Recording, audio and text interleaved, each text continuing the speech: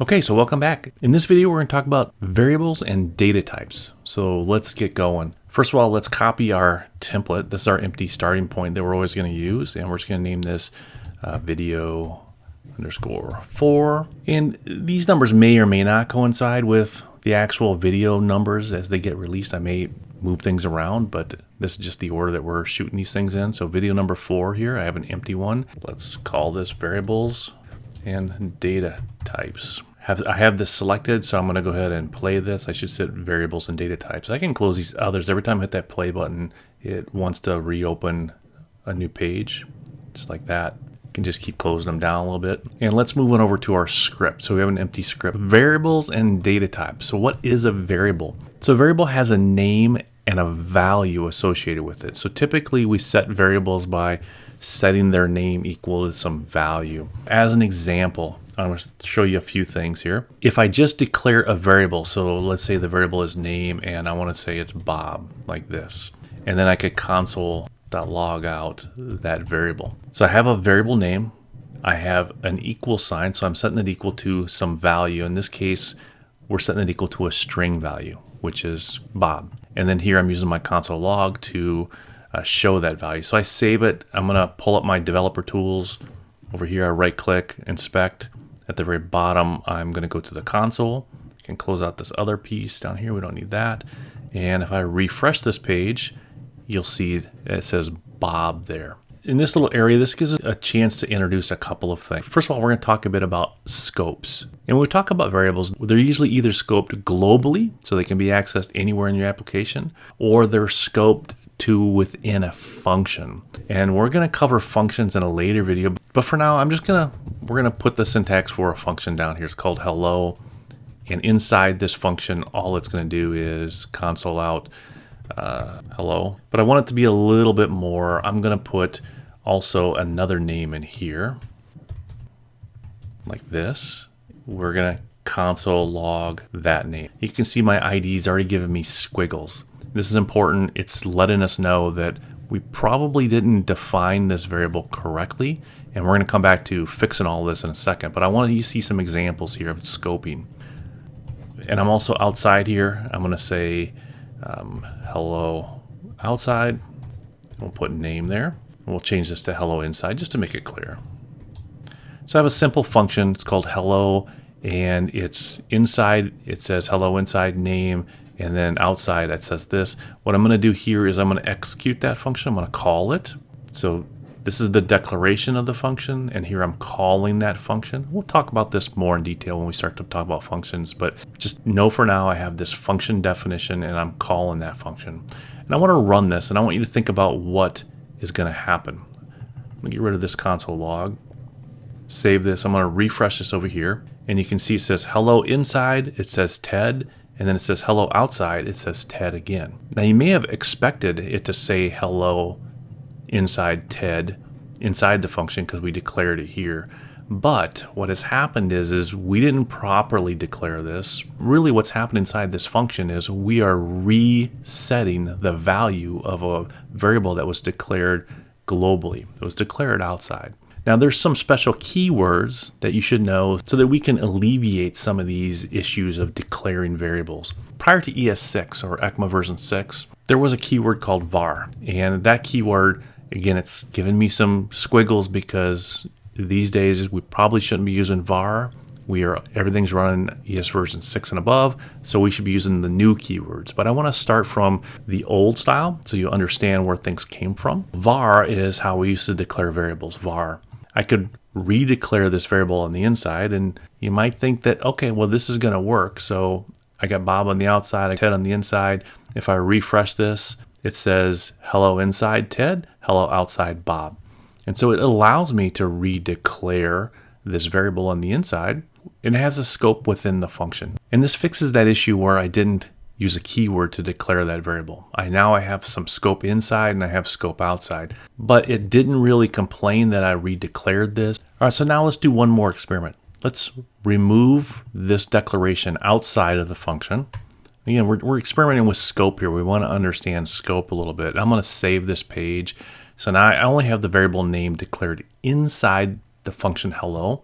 Outside, I'm still trying to console log it though. And there's a couple of interesting things that are going to happen here. So first of all, I'm going to refresh this page, and you can see that it still says hello inside Ted, hello outside Bob. Where did it get this from? If we clear this out, refresh this page again, it still says hello inside Ted, hello outside Bob. Now, part of this is our browsers are really good at caching things. If I look at the sources for this, and I look at the script source, you can still see it has a new script source. So where is that value of Bob coming from? Even if I hit shift refresh, so it forces everything to load again, when I look at the console log out, I still see this Bob. And if you have issues like that where there's some kind of caching going on in the browser, in my Mac, I can hold the command key and then refresh, and it'll open up another browser here. And then if I look at the development tools in this side, you can see now it says hello inside Ted and hello outside. It didn't print anything, which is kind of what we thought. Outside, that name doesn't exist. It shouldn't print anything. The other way to fix this is if I click the play button again. So I select my HTML document, I replay it. I'm going to get a new tab over here. And if I inspect it, in this case, I also see hello inside Ted, hello outside nothing. So again, this is an example of scoping. Inside this function, this variable is declared and it has a value of Ted. Inside the function, we can easily print that out. Outside the function, that variable doesn't exist. JavaScript is doing its best thing it can do, which is to print nothing. I want to also do something here where I'm just going to declare the variable outside. I've redeclared it inside, and I'm going to command and refresh again so I get a new tab. I'm going to open this up, inspect, and when I look at the console, again it says hello inside Ted, hello outside. If I remove the declaration on the inside and I save and I refresh, so now you can see that it says hello inside Ted, hello outside Ted. In this particular example, I've declared this variable in the global scope. I've declared it outside of all the functions. The function hello is using the global variable Ted that I declared in the global scope. It's setting its value, and then once it's outside, it retains the value that was set inside that function. That's a global variable. And one thing that's kind of peculiar with JavaScript is if I declare this way late, so let me declare it after everything down here. And I'm going to save this, and I'm going to come over and we're going to refresh this page. And just to make sure, I'm going to command refresh so we get a new tab. Open this up.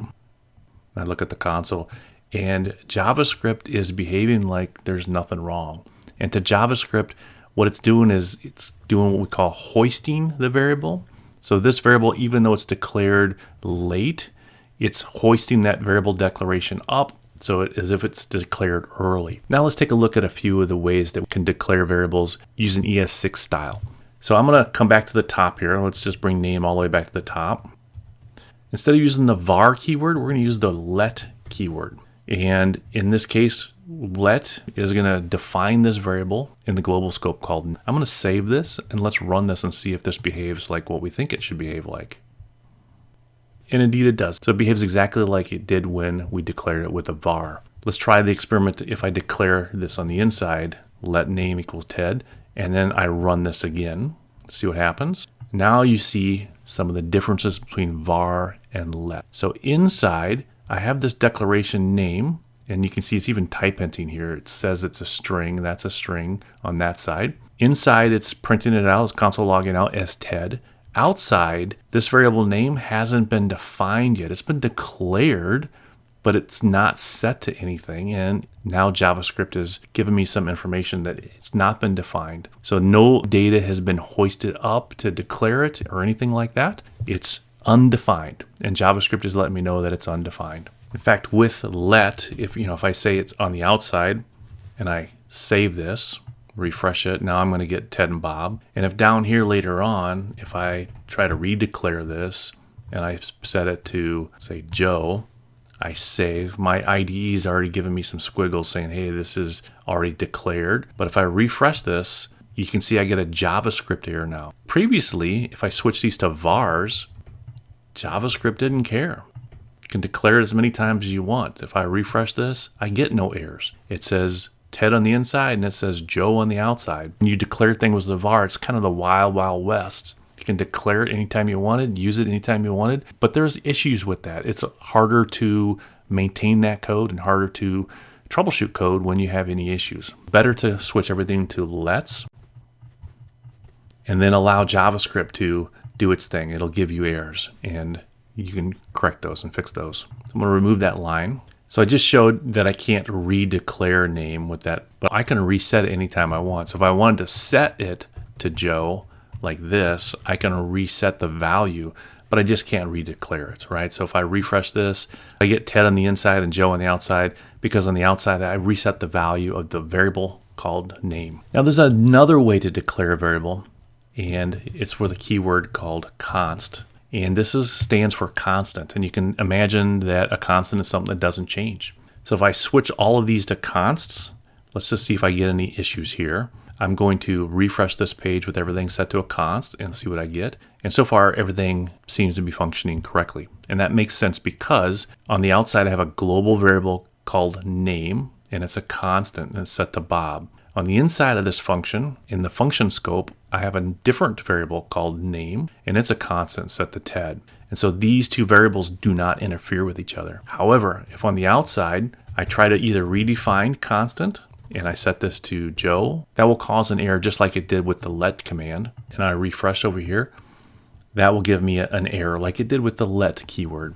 If I remove the const and I try to redefine this variable, and again, the constant is not supposed to be redefined, so my ID is already helping me out here. If I refresh, JavaScript will give me an error, assignment to a constant variable. So I'm reassigning the value, and I can't do that with a const. Those are the ways that you would declare a variable.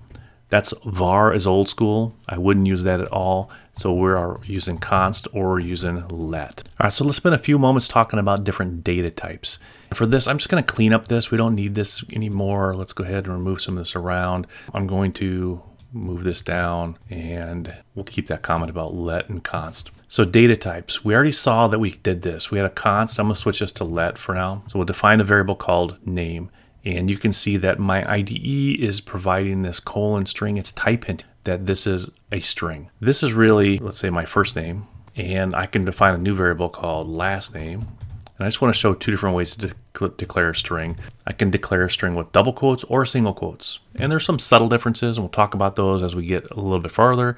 But I just want you to see double quotes or single quotes, they're pretty similar. And these two are names. And of course, I can console log out first name and last name. And if I save and refresh, I will get first name and last name appended together with a space. Now I also want to console log out.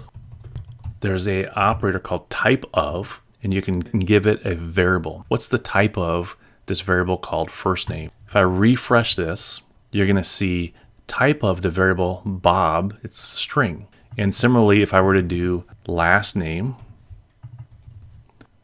you can see the data type of last name is also string. But let's try some others. Let's do a constant, and we'll do age is equal to, say, 30. I can console log the age, and then we'll do type of age all in one console log statement. So I should get 30 and then the type of that. In fact, if I want, I can even do age, comma. So now we can see which variables we're looking at. So I refresh this. You see the variable age 30 is the value, and number, it's the data type. This is of a type number. And it doesn't have to be an integer. It could be maybe 30.5. I refresh this. It's still of type number. So in JavaScript, number means integer. It can be a float. It can be negative numbers. It's just all a number. That's the data type. Other times you'll see variables like this. Maybe is a student. It's false. And you can see my IDE is type hinting. It says boolean. So if I console.log is student, which is just a string, but then I'll put the value for the string and then the type of, and let's see what JavaScript is telling me here. So is student, the value is false, and the data type is boolean. So that's another data type. So far we talked about data types of string, numbers, and booleans. And there are other data types, and we'll get to some of these data types later on, but as an example, I can declare a data type here called person with these open and closing mustaches. Let's do the type of thing, so we just did. And I'll refresh this, and you can see person It's a little bit different on the output here because it's an object, and you can see that the data type is object. So that's a way to declare an object. So JavaScript also has arrays. So I can declare an array, something like that. And let's go ahead and let's look at colors.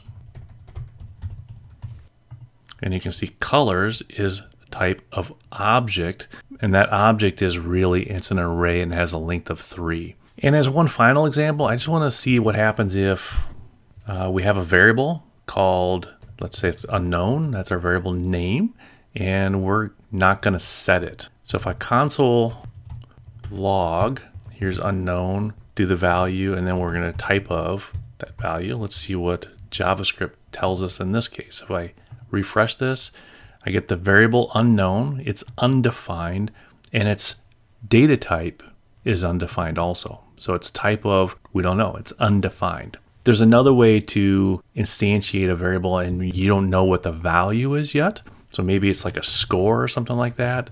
We don't know what the score is yet. We can set it to null. So I want to introduce this null value, see what this looks like. So if I console log score, and the type of score, see what this looks like. I'm gonna refresh, and score, its value is null, and JavaScript is setting the data type to an object. So that's important, it's an object. Later on, I could set the value of score to say 25, and then if I repeat this line and I refresh, you can see now score has a value of 25, and now the data type is a number. So we can dynamically reassign variables to different data types and values, and this can all be done on a line of code. Obviously, I can't do that with a const. So if score was a const and I tried to reassign it, it would not allow me to reassign the value of const at that point. So that's it for this video. I just wanted to touch base on the most common data types that we're going to see when we're writing lines of code in JavaScript. And we covered strings, we covered numbers, we covered booleans. Again, there's something called an object, which we'll get to more detail later on. And there's something called arrays, which we'll get to in a lot more detail later on. We also talked about the old school way of using the var keyword, which we don't want that in our code anymore. So you should always try to use a let or a const. And we talked about the difference between let and const. So in the next video, we're going to start talking about operators, and we're going to see some expressions and using these variables in different ways. So we'll see you next time.